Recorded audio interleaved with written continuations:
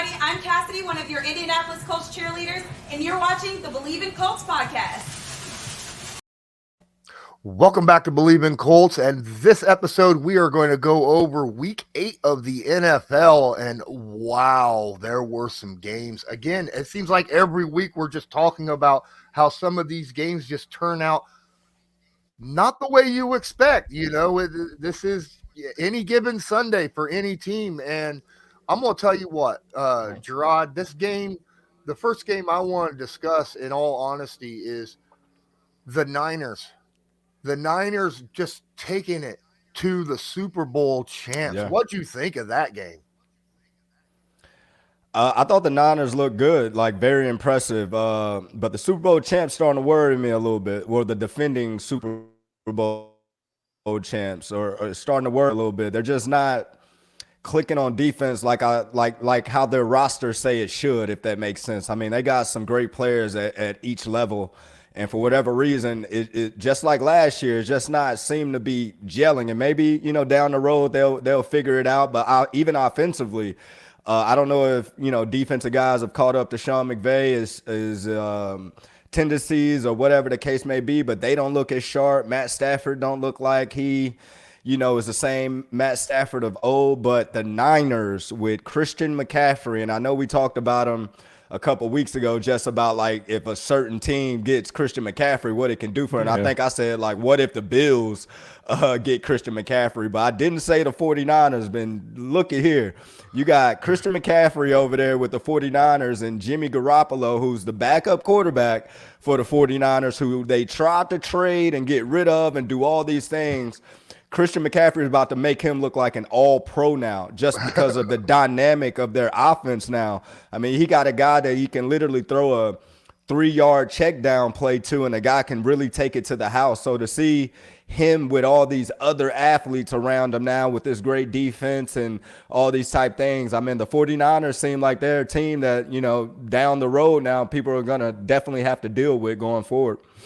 Another week of betting and basketball is back. BetOnline remains your number one source for all your sports betting needs this season. You'll always find the latest odds, team matchup info, player news, and game trends on BetOnline. And as your continued source for all sports wagering information, BetOnline features live betting, free contests, and giveaways all season long. Always the fastest and easiest way to bet on all your favorite sports and events, whether that's NFL, NBA, NHL, MMA, tennis, boxing, even golf. Head to betonline.ag to join and receive your 50% welcome bonus with your first deposit. Make sure to use the promo code BLEAV, that's BLEAV, to receive your rewards. BetOnline, where the game starts. Oh, yeah. I mean, look, the Niners aren't bereft of talent by any means. Grabbing McCaffrey, that goes with Debo now and Kittle and all those guys. I mean, they got some weapons over there, and you talked about their defense. That front seven on that defense is scary. Very, very fast. And I love their defensive line coach. Obviously, they know how to produce coaches on the defensive side over there in San Francisco because they're – D'Amico Ryan, the defensive coordinator, doing a hell of a job over there. Yep, I think this is like his third year as coordinator or something like that. So, that's a situation where, the Niners right now are 4-4, but after whooping up on the Rams 31-14, you think that's a team that the rest of the league is keeping an eye on heading into the second part of the season there, Rodney? I think so. I think that's the win that they need. I mean, it's a division opponent. I mean, we all know the past, few years, San Fran has really owned the Rams. And I think the addition to Christian McCaffrey without Deebo Samuel on Sunday, they found a way to get it done. So now, Jerraud just said it. You have this great skill group that's very good when they get the ball in their hands, right? They can make plays in space, and that's going to be huge. You put McCaffrey and Debo both behind there. A lot of teams love this like pony look, where you could do so much. And so they're going to get very creative, man. I think they have the right pieces. You don't have to necessarily put too much pressure on Jimmy G because of the guys that he has around him. You talked about the defense; they're playing very well.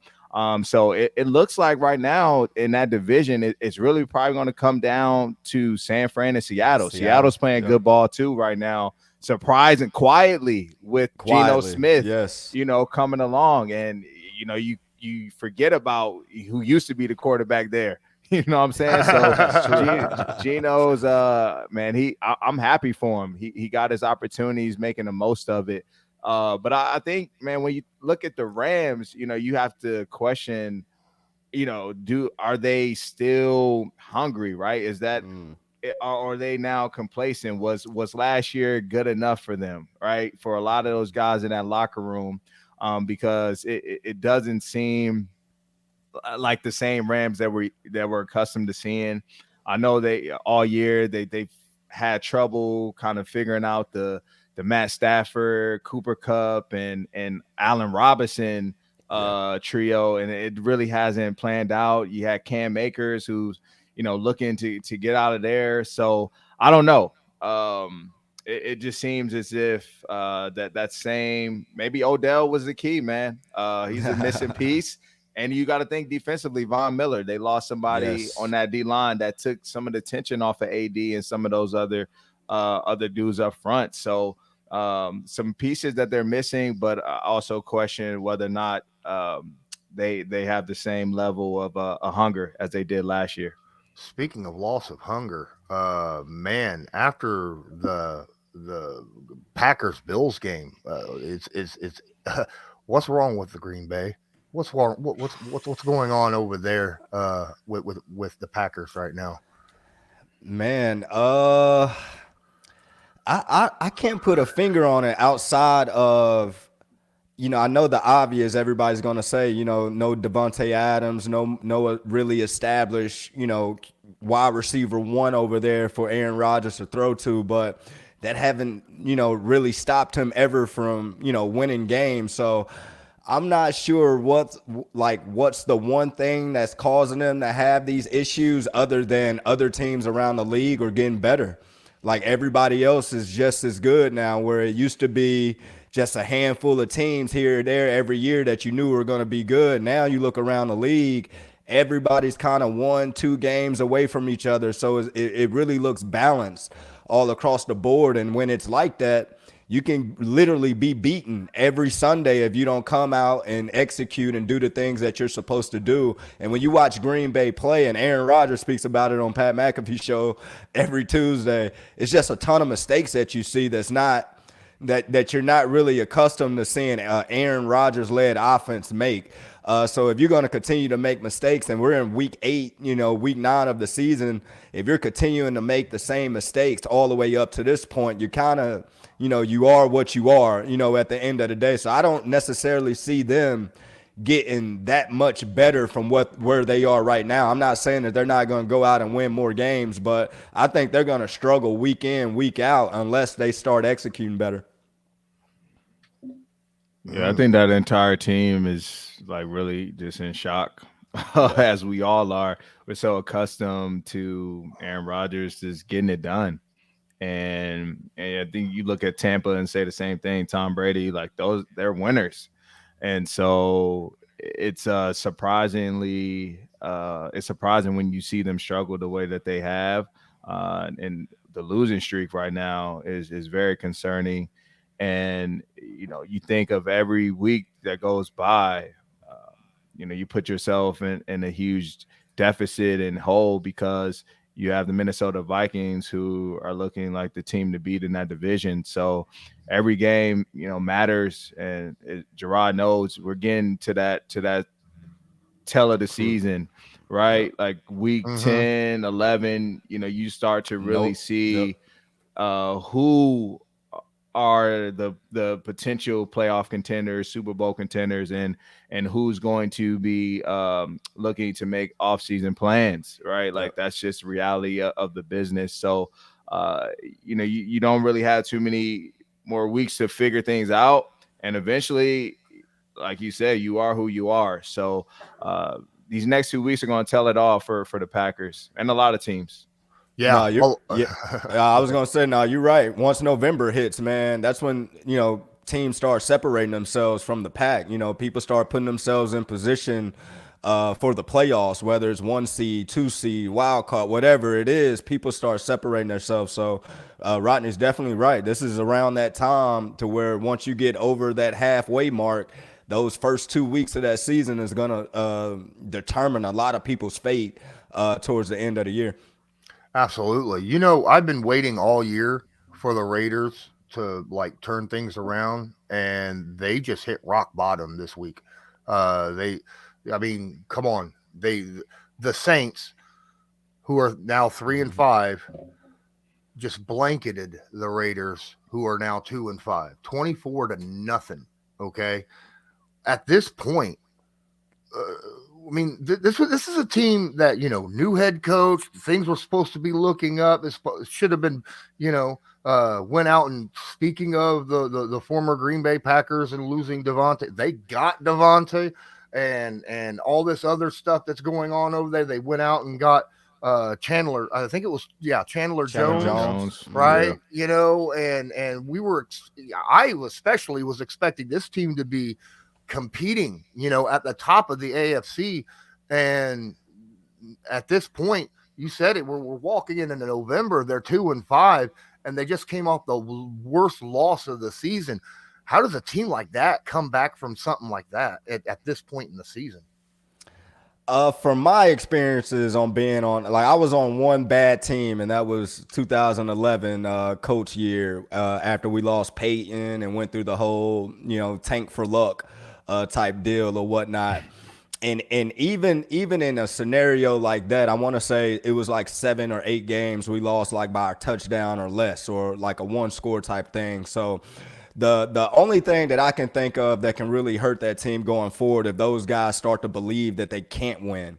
When you look at the Raiders play, man, they're a lot better than what their record says. And I know they lay an egg this past Sunday, and I'm not saying that's normal unless, it's the Colts versus Jags.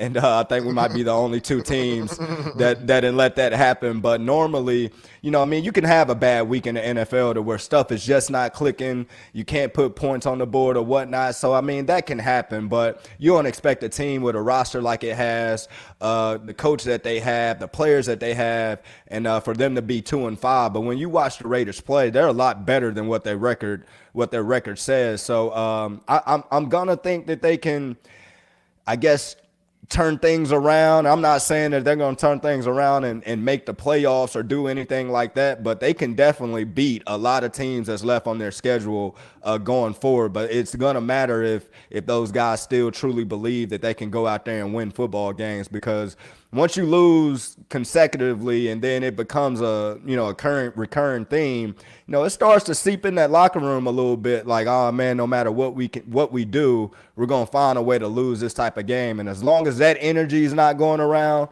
those guys, they'll figure it out some way, somehow, because they just got too good of a roster, too good of a team for them not to. Okay. My opinion anyway. Tough division too, but that's my opinion. Wow. The yesterday's game. I know that a lot of you weren't able to actually watch that game because of the situations that was going on throughout the team. But oh my goodness, Cincinnati, Joe Burrow, the offense, that offensive line looks awful. I thought they went out and bought one this past offseason. What happened to it? They looked bad last year too, and everybody thought just because they made the Super Bowl that you can kind of forget those things. But yeah, this offseason I thought they made some moves to kind of improve that, but obviously the pieces are not the right pieces for that fit right now. But it looks like the same old problem, unless you get Joe Burrow some protection. He's going to take a beating week in, week out. You just hope that he doesn't get hurt, until they figure it out. Yeah. Well, what about, so Jacoby Brissett played a really good game yesterday. They made Amari Cooper, Amari's having a really good, season. Obviously Nick Chubb's over there as well. But Jacoby, he was 17 of 22, 278 yards and a touchdown, and actually ran as well, right? Ran for a touchdown as well. But Deshaun Watson, it's coming up on that time. They're winning with Jacoby. What happens when that situation pulls around and Deshaun's able to play? Is there going to be a controversy there, or is it? Oh no, they put too much into Deshaun. No question. Who makes the most money? Who makes the most money? Facts. Yeah, no, so it's gonna be who makes the most money at the end of the day. Deshaun is definitely gonna get his opportunity, and I'm not saying that, trying to be funny, but I mean, you give that guy that much money for a reason, and Rodney would tell you once you're inside the NFL as a player, and you're like, you can see guys work, you can see the different levels of players and things like that. And I love Jacoby. I think Jacoby's a heck of a quarterback, man, and he's done a great job in the opportunities that he's given. But if you want to compare the two, I mean, Deshaun Watson's talent, I mean, it is what it is. Everybody knows, if Deshaun Watson's been playing football these past 2 years, he'll probably still right now be considered like a top 5 quarterback in this league. He hasn't played in 2 years, so that's the question. We don't know what he's going to look like.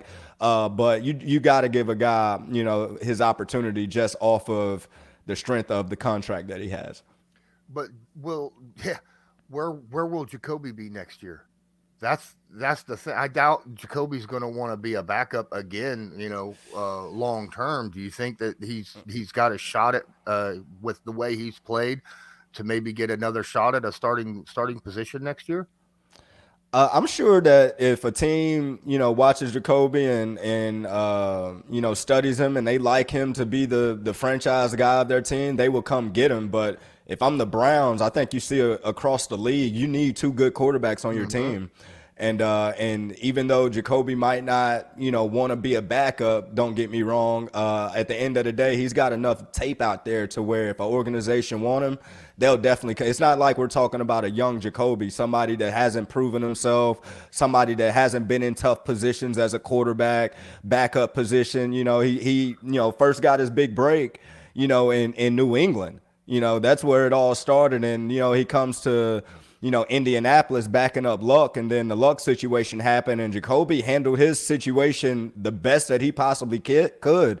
I thought he played good football while he was here in Indy. So I think teams around the league know who Jacoby is, and if they want him, they'll definitely come get him. But Cleveland is not going to let him walk without somebody, putting a price on it. So absolutely. Philly still keeps rolling 35-13 over the Steelers, Rodney. Holy crap. That Steelers defense, granted it's without TJ, but still 35 points against that defense. That's got to raise some eyebrows, right?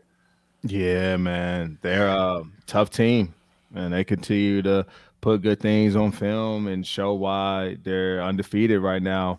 And the play of Jalen Hurts and A.J. Brown, that connection, it was on full display on Sunday. He get a little disrespectful out there, like with the celebration. I'm like, man, he done pointed to 2 dudes. That's how I get down. I'm like, yeah, 3 weeks from now, we cannot be on that tape, that AJ Brown highlight tape. No way. But no, man, they continue to push forward. I text my boy Slay.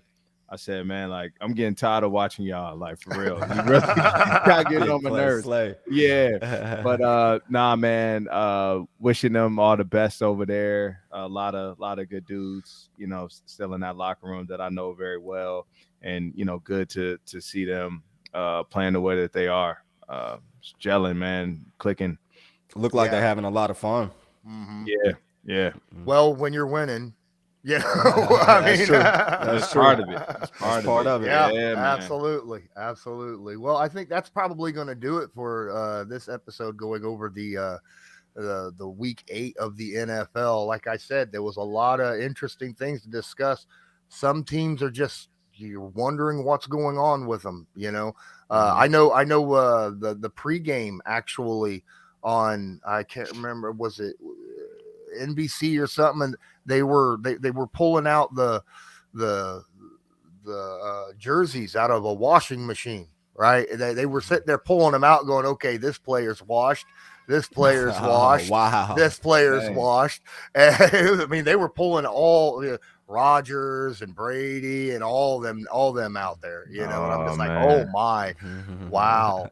That's what it is. Yep.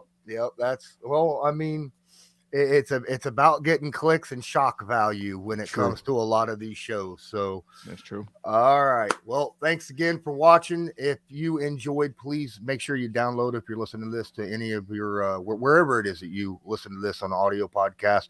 Make sure you hit the like and share if you're watching this on YouTube. And until next time, I'm Lawrence Owen. That's Jerraud Powers and Rodney McLeod. This was Bleav in Colts, brought to you by Bet Online. And as usual, go Colts. Do you believe?